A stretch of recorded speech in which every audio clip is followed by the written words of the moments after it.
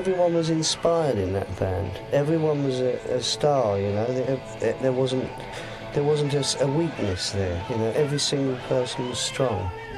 And the chemistry of the four people put together was, well, we know what it is now. It's all about a combination of confidence, having musical capability, but also like just hitting the nail on the head.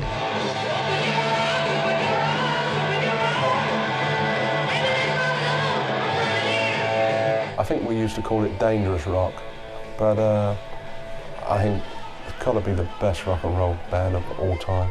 Not only music-wise, Zeppelin II is the best rock album that's ever been out, but live shows as well.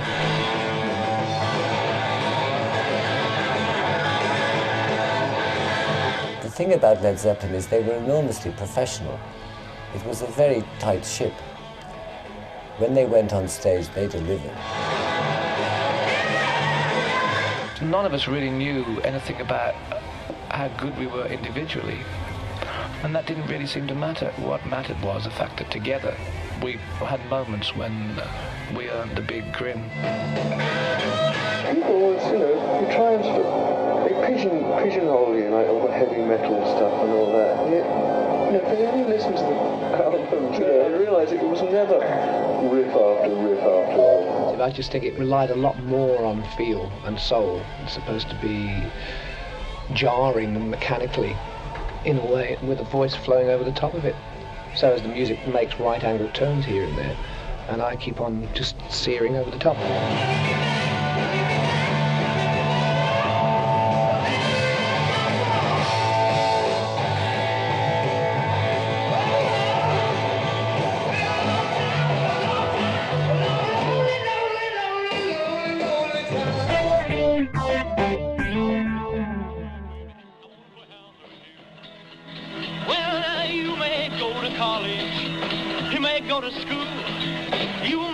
A pink Cadillac, but don't you be nobody's fool. The record that made me want to play guitar was Baby Let's Play House, Presley. I thought, you know, I just heard sort of two guitars and a bass and thought, yeah, that's it, I want to be part of it. Talking about, come on back to meet the little girl so we can play some house. Now be big on back. The rock and roll band forming at school, and they didn't want a piano player. All they wanted was drums or bass. I thought, I can't get the drums on the bus. It looked easy, 4 strings, no chords, so I took up the bass guitar. It was just the obvious influences at the beginning. Scotty Moore, James Burton. And those seemed to be the most, you know, the most sustaining influences. Until one had sort of Elmore James, B.B. King, people like that. I've been in blues bands since I was 15 years old, so as naive as it may have been, I was with other people who had a like attitude. So they were thinking and listening to the blues, Big Bill Broonzy, Lead Belly, Sonny Terry Brown, and we get a lot of country blues, and then exposed to the city blues of the Howlin' Wolf, Little Walter stuff, you know, Buddy Guy. Yeah, I mean, blues was really had an incredible resurgence in the mid-60s in Britain. I was 14 years old, I think, something like that, when I was at school. That was about the beginning of it. Played in a school pantomime, and it just sort of materialised from there, you know. Left school and we formed small groups and things like that, you know, and played locally and everything. You'd play anything from the latest hit by the Hollies to sort of, you know, to something by a blues artist. It was that, you know, that sort of thing you've got to do, you know, to survive, really, to play locally anyway. And that was about it then, because we, you know, didn't do any writing or anything in those days. I sort of stretched out a lot more when I started doing studio work. I mean, I had to. But you could be doing a film session one night, and then there'd be something like a rock band, and then maybe a folk one in the evening. You didn't know what was coming. And you know, I just really had to stretch out on all the different styles, you know. We do Tom Jones sessions, Kathy Kirby, we used to do Herman's Hermits and all that. I mean, they were never there, you know. We do a whole album in a day.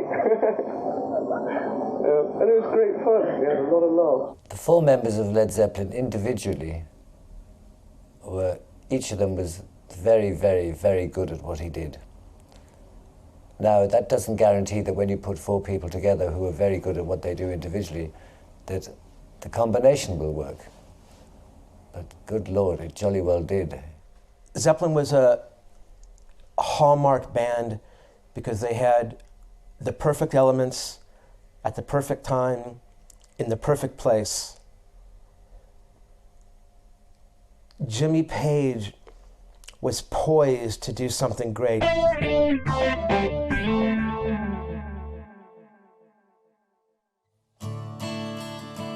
Jonesy called me up and said, "Oh, you're getting a band together." He said, "I'd really like to be part of it."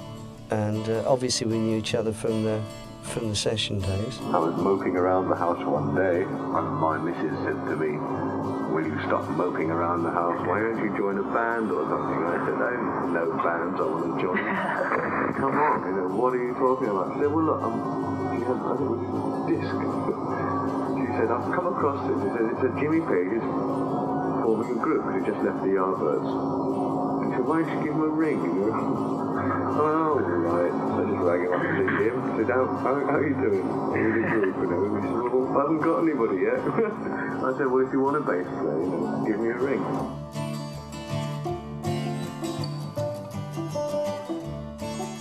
I had in my mind exactly what I wanted to try and get together, and then it was just a matter of searching around for the right personnel that could pull it off. By that I mean, for the sort of work that I'd managed to expand around the Yardbirds material, because there was a lot of areas in there for improvisation, and I'd come up with a lot of riffs of my own, and ideas, and passages and movements and things. So my first choice was either Steve Marriott or Terry Reid. Steve Marriott was already involved in something. Terry Reid actually put me on to Robert, and once I heard him sing, I was pretty impressed. How many more times? Treat me the way that you want to do. He came to see me, I was playing in a band, and he came up to me and he said, "Where's Robert Plant?" And I said, "Why?" He said, "Well, I've come up to see him." I said, "Well, who are you?" And he said, "Jimmy Page." I said, "Who are you then?" I was one of those sort of things. He thought I was the roadie, and I wasn't going to tell him I knew who he was. Will you be mad with me, baby? Please. I wanted somebody who could really belt out the blues and, well, rock really, but blues, but also be able to handle other, well, the subtleties as well. So it needed somebody with a really, really good vocal range and power. Well, I was 19. I was fed up at fixing the roads and working on a Saturday and a Sunday. It was nice to meet anybody. And when I heard him play, it was such a celebration. It was great. He was somebody who could play the blues with an attitude that wasn't just black. It was very much London art school, that kind of attitude, the kind of aggressive, angular thing. I'll give you all I've got to give. Rings, feathers, and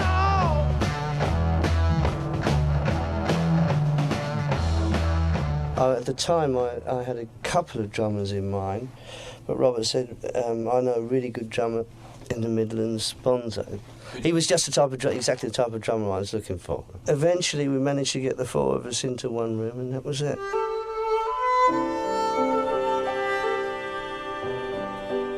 We first played together in a small room in Gerrard Street, in a basement room in what is now Chinatown, and it was just wall-to-wall amplifiers, just Marshalls, sort of. And there was a space for the door, and that was it. And literally, we just were looking at each other, well, what should we play?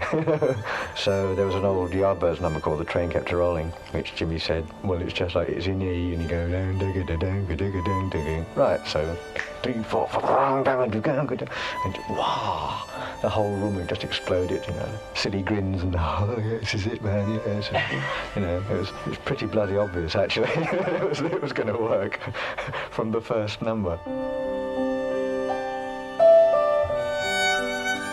We were in a tiny weeny room with all this equipment, not really knowing what on earth we'd do and what on earth it would be like, and we just started playing. It was like powerful stuff, Although I had in mind a very powerful drummer, you know, I wasn't ready for John Bonham. I must say he was beyond the realms of anything that I could possibly have imagined, you know. It was absolutely phenomenal. So we started under the name of the New Yardbirds. Nobody else would book us under anything else. You know, oh, who the hell are they? Oh, Jimmy, well, we know Jimmy Page and we know the Yardbirds. You're going to have to be the New Yardbirds.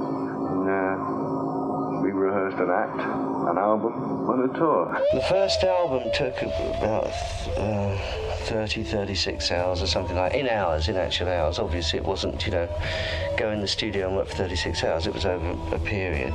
But when it was all added up, it was that, you know, that amount of time. I mean, I knew by the studio bill.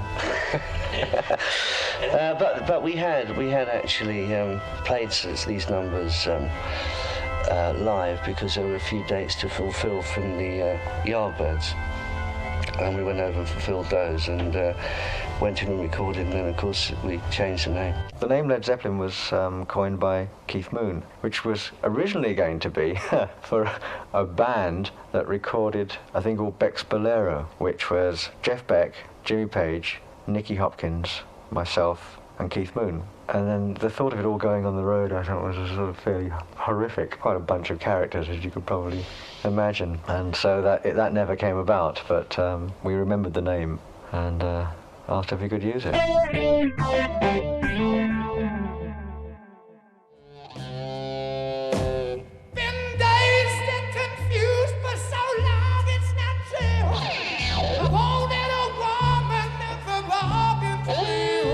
I had an idea of exactly what I wanted to do with the first album and the band. There's a lot of contrast on the album, and that's one of the things that I really wanted to get together, which I didn't think anyone else was doing, and that was the. But then again, you know, that's the way it shaped up. But fortunately, it shaped up the way that I, you know, hoped it was going to.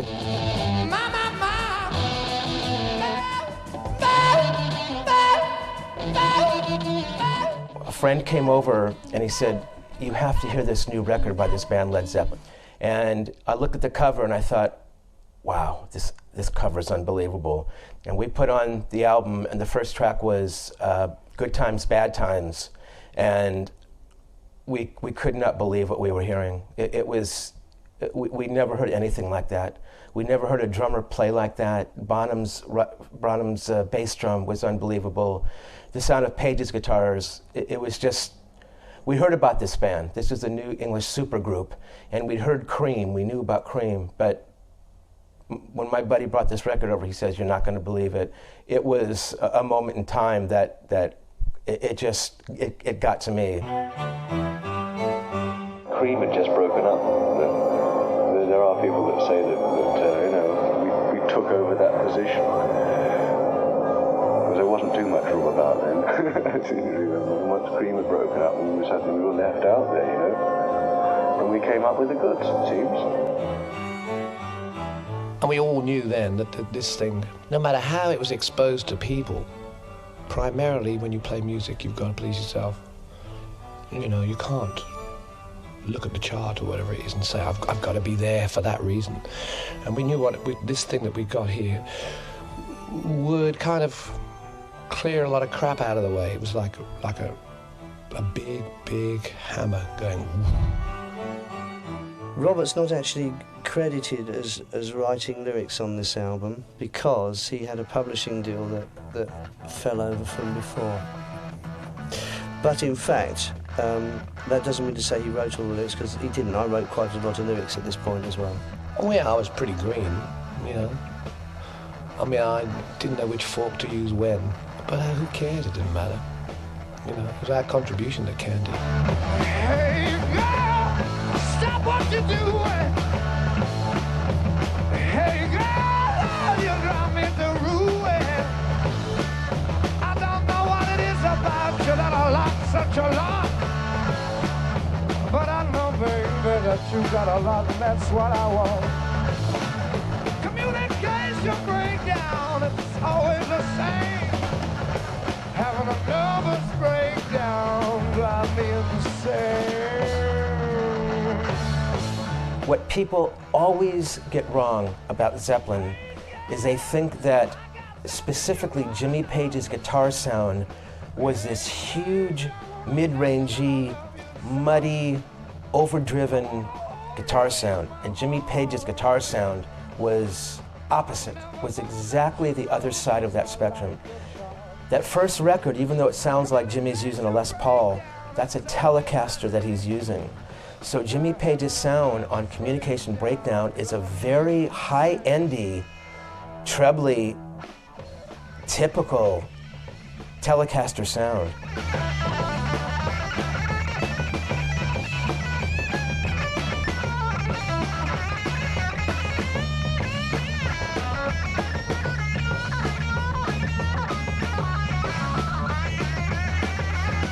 John Paul Jones' bass part is perfect. What sounds very simple on sort of the chorus bit, communication breakdown, going insane, communication breakdown, driving me insane.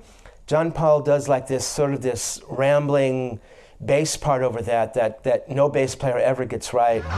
Communication breakdown, it's always the same. Another breakdown, it drives me insane.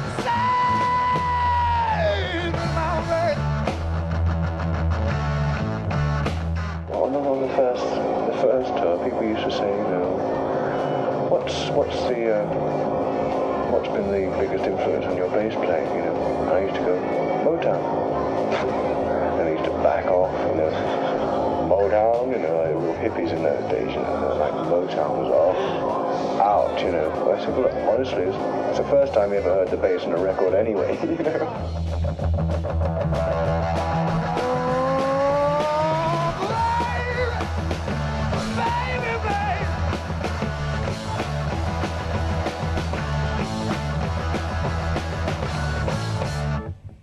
We're looking at the first album, and it's, you know, it's a mixture of, there's blues on it, and there's acoustic music, and you've got Black Mountain Side instrumental, which is finger picking, and then you've got the extension of that type of thing with Babe, I'm Gonna Leave You, which starts with the acoustic, but it also has all this, you know, high power accents on it as well, electric accents, and very dramatic quality, you know. I mean, I still think that holds up, you know, I think they all hold up.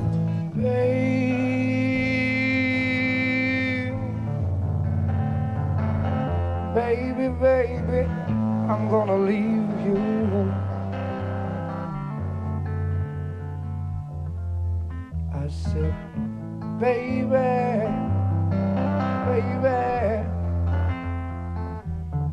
I'm really gonna leave you.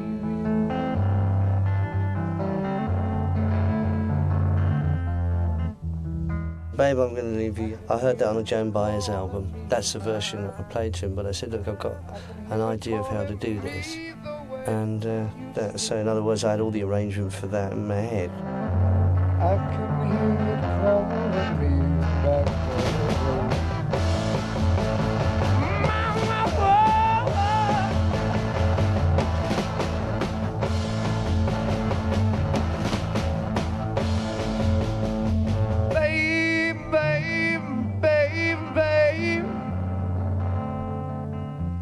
you know I've got to rumble. Everything was going and firing up in all directions. There was lots of tangents musically. Well, I started developing the use of my voice to match in with what Jimmy was doing with the guitar, you know. I mean, it's all a long time ago now, but I know that it was quite a moment when we suddenly started phrasing and scatting together on Dazed and Confused.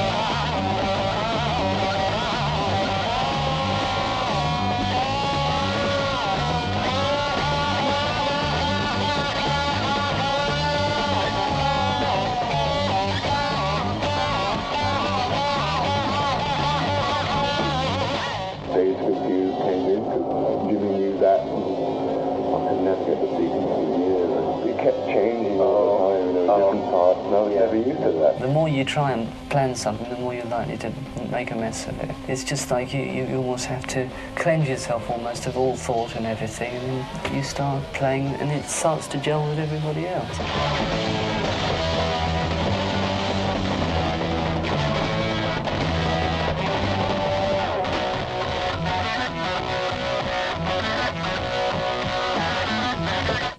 Jimmy's violin bow was pretty unbelievable. But Jimmy certainly made it an element in rock music. In fact, it became so identifiable with Jimmy, really, that nobody really ever used it after that.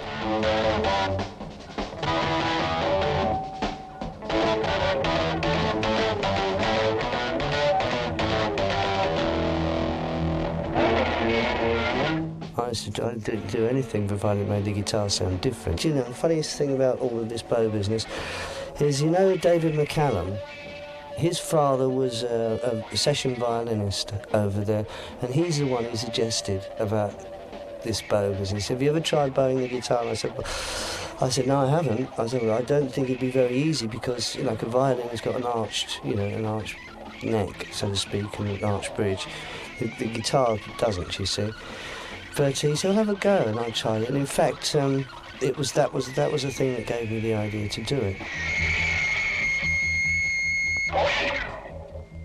If you just take the bow and rub it flush along a string, there's no sort of friction from an electric guitar string because it's a metal string and there's no surfaces creating friction.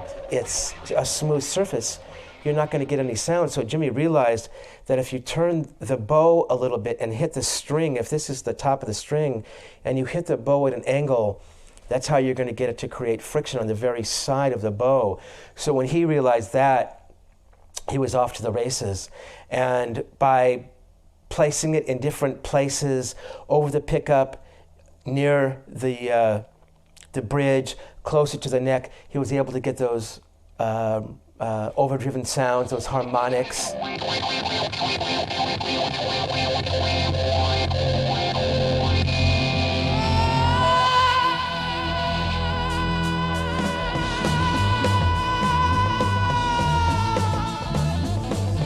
It felt like, I don't know, we just found something that we had to be very careful with this thing that we'd found because we might lose it. But it was remarkable, just the power. And I was very intimidated.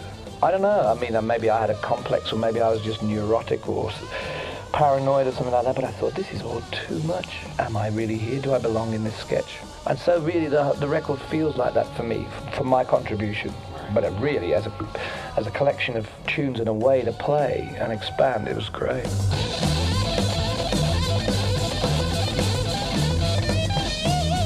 Well, in England when they started off, when Led Zeppelin started off, they were playing like not very big venues, you know, the regular sort of R&B, rhythm and blues type venues, you know, the same venues that John Mayall would be playing, you know, or Bloodwind Pig or Fleetwood Mac or Chicken Shack or whatever. Nothing extraordinary. In America, when they started off, they were supporting Vanilla Fudge, who'd had this huge big hit with Inagada Davida, which up to that point in time was Atlantic Records' biggest selling album. But the thing is, here's suddenly Jimmy Page and his band of merry men, and they wiped the floor with these American chaps.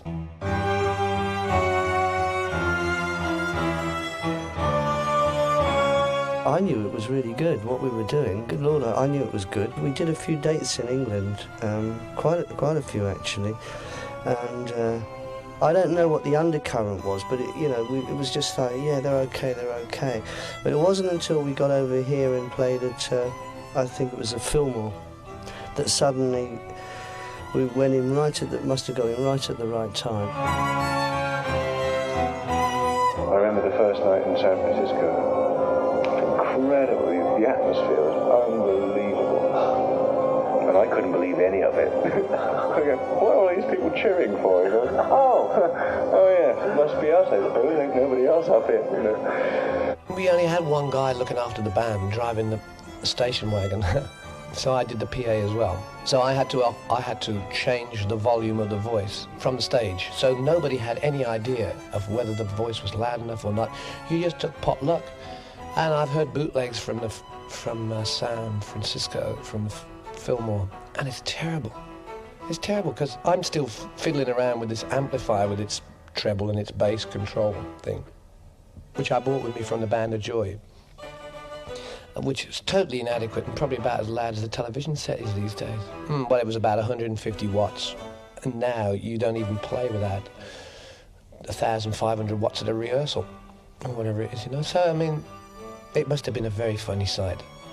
This guy with no shoes on in his wedding suit, pirouetting around, pulling all sorts of funny faces and also controlling the level of his own voice from a box which was placed in front of the bass drum, which was the amplifier. It was great.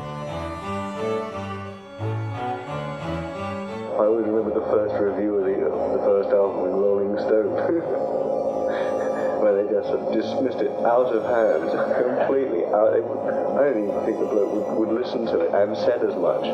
The critics were lukewarm, but we played a storm. We had queues right 3 times around the block and stuff like that, playing in small clubs. It was big, it was real hot.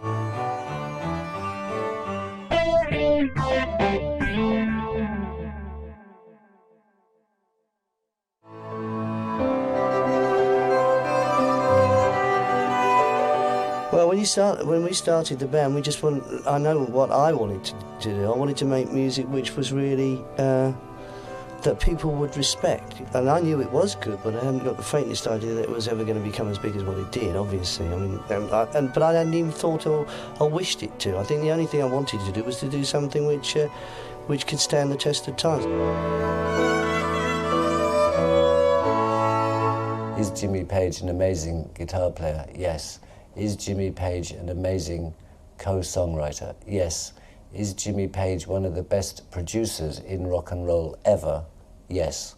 The way that he produced Led Zeppelin is extraordinary, which is one of the reasons that they stand up today, not just because of their individual skills as players, but the way in which Jimmy was able to get that in the recording studio. The way I like to work is when everything feels right in the studio and the mood of a number, whether it be a driving rock and roll one or an extremely sensitive number, is that sort of raw emotion or that sensitive emotion needs to be captured within the recording. And there's no point in trying like 40 takes to get it right. If it ain't working, you move on to something else and you'll find the next day the number will work fine.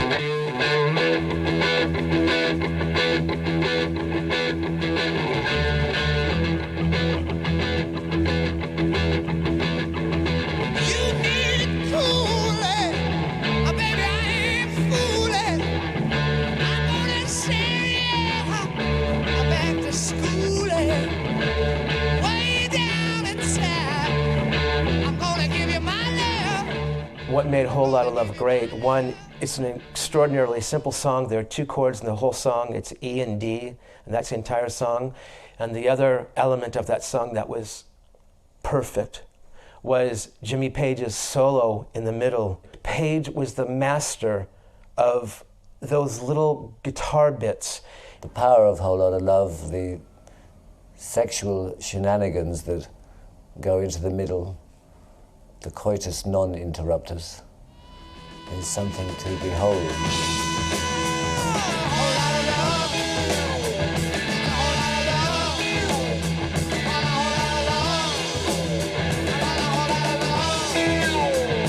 One other element which is unbelievable, and I don't know if this is intentional or not, you hear Bonham and his hi-hat is going, and that's another thing that made Bonzo so great, is that while he was playing a lick, he would keep his hi-hat going in 16th notes during the song, or 8th notes, which is a very difficult thing for a drummer to do, to keep your left foot on a hi-hat, keeping a regular rhythm like that while you're doing something different with your right foot. Without Bonzo, the band wouldn't have meant anything at all. Sure, I mean, he was the emulsifying agent, he was everything, he was the whole core of the thing. He was the guy who stopped it being just another rock band, really. At least in its performance, the writing.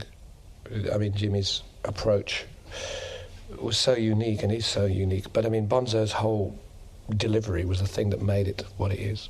John Bonham is probably the definitive, ultimate rock drummer. He just had this extraordinary right foot, which we hear amazingly on Good Times, Bad Times, that incredible bass drum thing that sounds like he's got a double bass. I remember Hendrix one night coming up to Bonzo in a club in New York. And in those days, everybody used to jam, and there was a place called Steve Paul's Scene. There was Buddy Miles and Hendrix, Beck, There was loads of us, me, Rod Stewart, people all over the place. And he came over to Bonzo and he said, you know what, he said, you got a foot like a rabbit, because Bonzo's bass drum was so...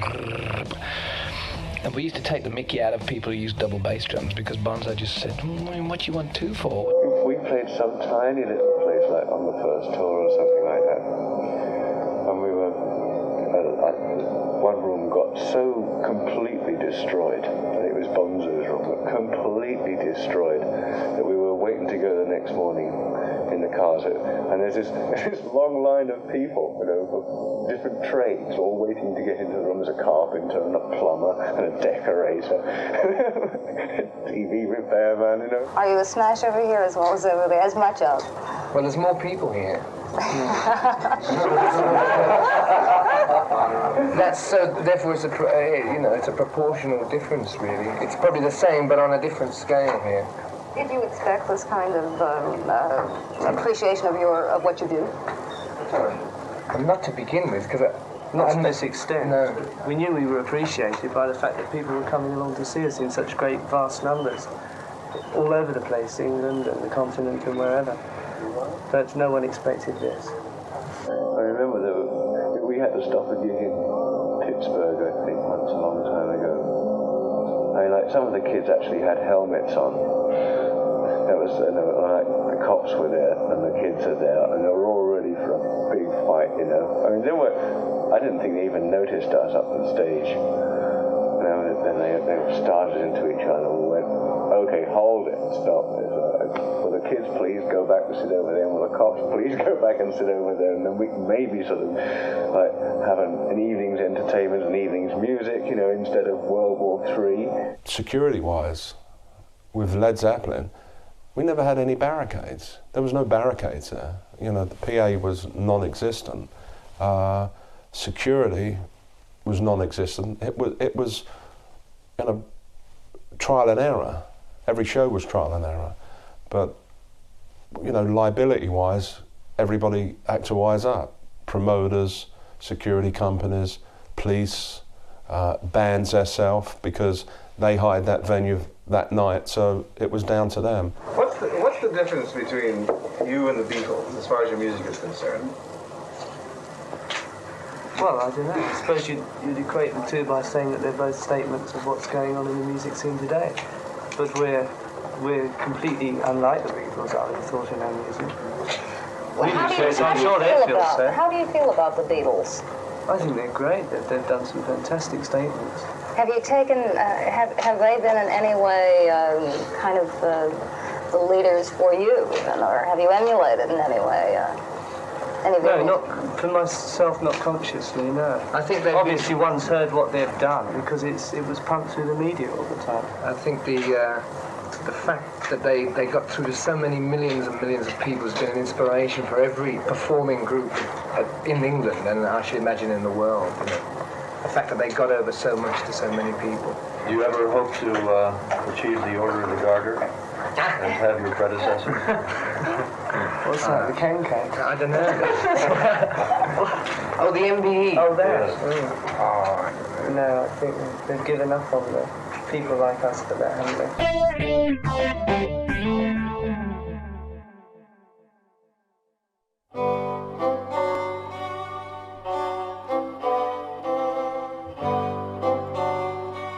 We went to Wales originally because we'd been touring for month after month after month with Zeppelin 1 and 2. And when I was a kid, I used to go to this cottage, which was quite remote. But it was, for us, it was a complete change from what we'd been doing, which was constantly playing all these festivals. So without electricity and without all the trappings and no telephone and no this, that, the other, the whole deal was to have a break and see if we could really stimulate ourselves. You know, if you listen to all the albums, you'll be able to listen to something and say, that sounds like Zeppelin, because it's a sound, you know. Yeah. But in actual fact, each album is very different. There's a lot of different things on each one. Yeah. And I thought 3 was especially different from 1 and 2, which were basically very heavy sort of music. And there's a lot of acoustic stuff on 3. Yeah. I don't know how I'm gonna tell you. I can't play with you no more. I don't know how from the very beginning of working together, the acoustic guitar had been there, whether it was on Babe, I'm Gonna Leave You or Your Time Is Gonna Come through. So it was no big deal. It was just kind of important to get away from a whole lot of love and say, hey, and we also do this. When we got to about the third, I think, when we started using acoustic, they said, oh, Led Zeppelin had gone acoustic, you know, they changed the style and everything. Everybody forgets there's like 2 acoustic numbers on the first album. And I think it was a great success, the least successful Led Zeppelin album, and with the critics screaming for our lives and blood, saying, what's this crap? It was probably one of our finest moments. Initially, the relationship between Led Zeppelin and the press was somewhat strained, or indeed maybe non-existent. They had this policy that you were God one minute and shit the next, you know, and that's the way that they, you know, to keep the paper going, the controversy and stuff, you know. And in the end I thought, that's trash, I don't want to read this. Do you feel that rock groups have not been given the proper feeling, the proper image by the... Of course they've never been allowed to get across. I suppose less so in England because the media is pretty biased as to rock music. And as far as television coverage and radio, it's virtually swept under the carpet. It's given very bad viewing times, not peak hours at all. So that speaks for itself, really, doesn't it? We thought what we were doing was right and good, you know, and we felt it was quality music, and we had to. I mean, you got to live by what you believe in. Otherwise, you might just as well forget it. As far as I'm concerned. I mean, we just did it whatever we wanted to do, and said, look, for us, we had to just weave around wherever it was most appropriate. With amplifiers, without, it doesn't matter. In the desert, on the top of a Welsh mountain, wherever it was, which could be indicative and, you know, it could show what we were all about.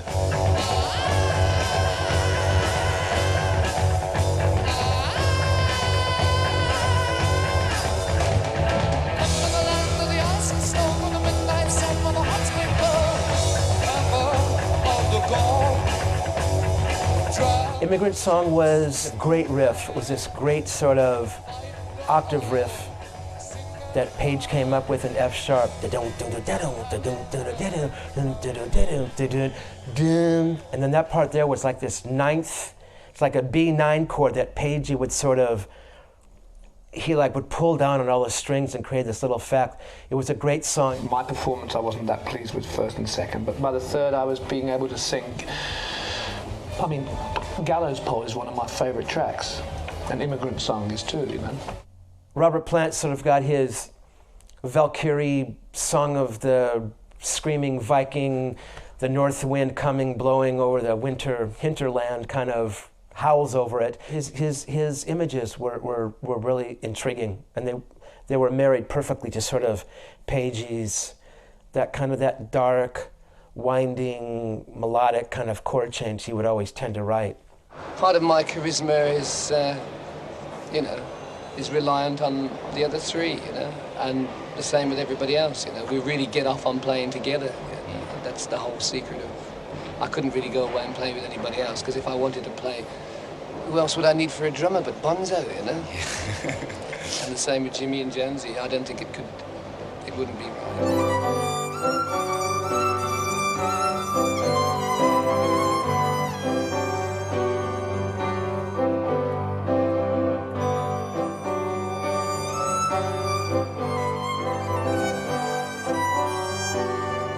Life on the road with Led Zeppelin was its own world. Whether something like that will ever be repeated is a very large question. I would suggest the answer is in the negative, because Led Zeppelin was a one-off and not to be repeated. You would have to wake the guys up 3 o'clock, if you could. If you couldn't, you would have to transfer them to a trolley and put them on the plane, and you done what they told you to do. As long as you got them at the show, you're fine. But completely different. You know, they had their own views, and you know, they wanted to have a good time, and they did. Robert, what happened in Perth with the police busting in on you? Oh, goodness knows. I think they were trying to get a bit of overtime in. I really don't know. I suppose it's the sign of the times, you know. The worst place he ever played was in Iran. It was a government-sponsored festival, and so we got on. We started playing, got on, say, second number. And suddenly you could see a big arena, you could see the smoke sort of rising. So Robert said, you know, what are you doing out there? I mean, you know, we don't light any fires or anything. It's just stupid. What are you doing? Come here for music, etc., etc. And suddenly the smoke reached us, and it's not smoke, it's tear gas. And I suddenly look up, and right around the top of the arena, you see the glint of all those sort of riot shields and everything. And as soon as everybody realised it was tear gas, the kids pulled out of their pockets wet handkerchiefs. They were ready for that. And put them on, calmly sat back and wanted to hear some more music. That was when the cops charged. The Zeppelin tours was very dangerous. There was always danger every day. You know, you'd wake up to it, you'd go to bed with it. It was always more sinister. In what way? It was gangsters. You know, it was rock and roll gangsters, and it was a different time. It was transition in America. The tour I was on there was when Peter Grant fired all the promoters, because the promoters was taking 90% and giving bands 10%. So Peter stopped that, and the guy was a genius, but it was heavy.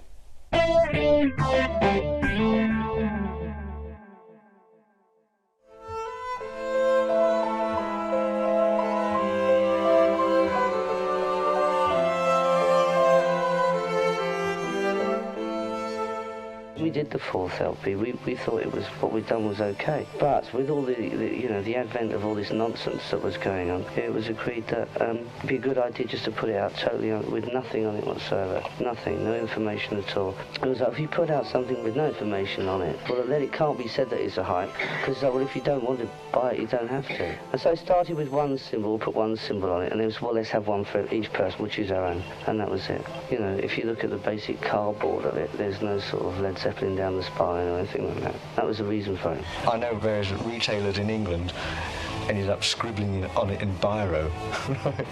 LZ4. Can you imagine buying your copy of a record and some record store owners printed on it with a ballpoint pen? I think albums are the true statement of a group's work, you know? You have time in an album to show or to indicate exactly what you've been up to over a period of time creatively. The secret of a lot of this is the fact of where it was recorded. One of the advantages of not working in a recording studio all the time is if you were in an old house, you could find a cupboard that you could stick a guitar amp in. Or in Headley Grange, like the sound which wrote the song, really, of When the Levee Breaks. That whole song just came from the drum sound. We were doing another song, and there was a lot of leakage from the drums. So we set him up in another room, in the hall. And there was one mic, there was two mics on the drums, one at 10 foot and I think one at 20 foot. No bass drum mic. They were both above him, up the stairs. Basically one hanging on the first floor and one hanging on the second floor. And that was it. And we just started playing. I said, Jesus, will you listen to that sound? Well, I had my amplifier in another room, and I was in there with him, and so was Jonesy. And that was the first album with the mobile truck. Bonzo came up with riffs by singing them while he was playing odd drum patterns, and Jonesy would come up with great stuff. Black Dog was my riff. The first run through was hilarious. So I said, Bonzo, he said, what is that? I said, a 4, I've worked it out. A 4 will go straight the way through it. Keep the faith, and it'll work, you know. Woman! 26,000 larynxes. Woman!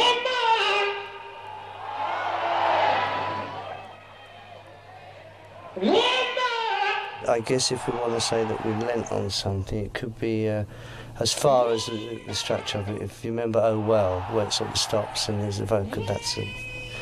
So there you are.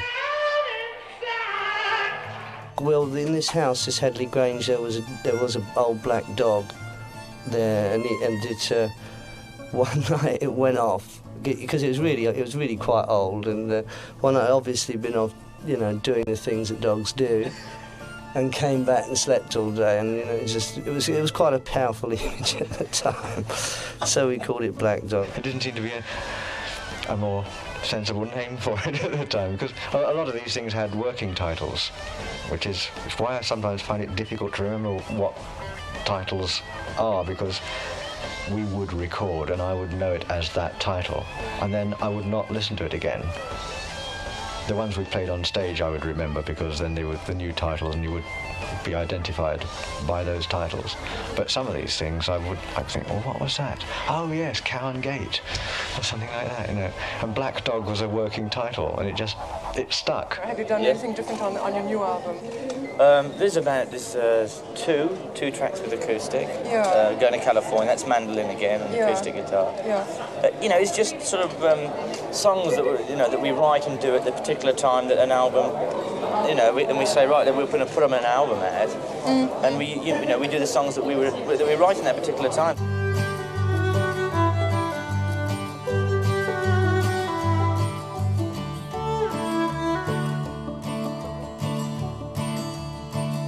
Robert liked people like the Incredible String Band, and he liked Country Joe and the Fish, and he liked the whole American West Coast whimsy, as well as digging Muddy Waters and Howlin' Wolf and the more funky, deep blues stuff.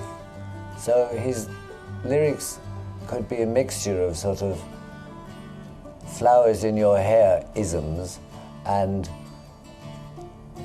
suitably placed grunts and orgasmic screaming to enormous effect. I found that in California, or the Californian musical scene was at least the spearhead or the great indicator of how music should actually have some bearing on, or at least some little pointers and indications on actual social behavior, if you like, and social awareness. So I came loaded up with that, and Pagey was playing blues and rock and roll, and it was great. If we did nothing else, that was really good. Once we got to Stairway, that was it. He was in full flight. Not that he hadn't been in full flight beforehand, but that was it. During that whole period, not just Stairway, but it was obvious at that point that he was fully in command there of the lyrics. There's a lady who's sure all that glitters is gold, and she's found the stairway to heaven. After doing it with Stairway to Heaven, it's a kind of, I've never actually ever got over looking at those lyrics. It's like if I ever went for a job, I'd have to take those lyrics with me to say, yeah, this is what I do. The idea of what I had there was to start it with this acoustic piece, and then for it to build almost like an adrenaline rush by the end. And so, in fact, it actually gets faster from beginning to end. It increases in tempo. Robert wasn't actually there at the point when I was running it through with Jonesy and Bonzo. He came in once we got it more or less. I don't know whether he'd been listening outside, but he actually came in and he wrote 60% easy of those words there and then when he actually came in.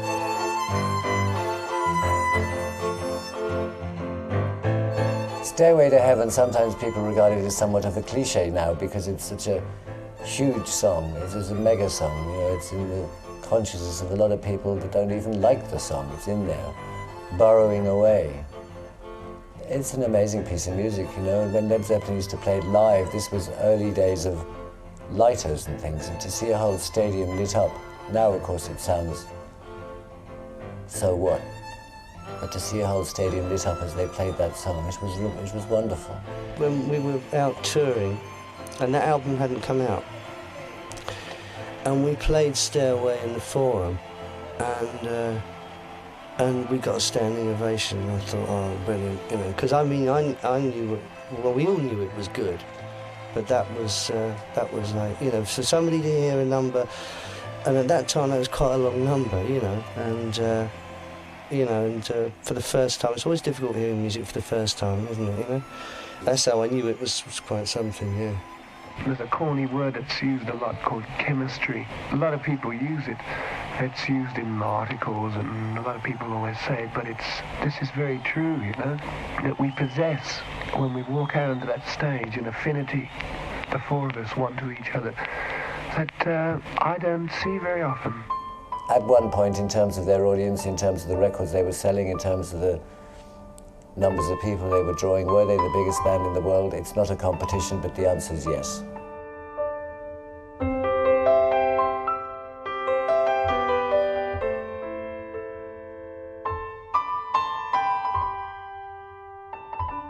Having, you know, been part of music like that, which has stood up to the test of time, I think every musician hopes that their music will hold up, and let alone having been part of a fabulous band as well, and to the bargain, you know, it's wonderful. I'm very proud that people are so enchanted by it, and I think the way that it is now is that whatever it was that people loved is not going to be spoiled. It captured all the elements of the kind of wondrous music that we'd all been exposed to. I think what we did was we were able to translate and kick on. It's like you know, it's like we were a filter for all the good things, and we made something that was particularly original.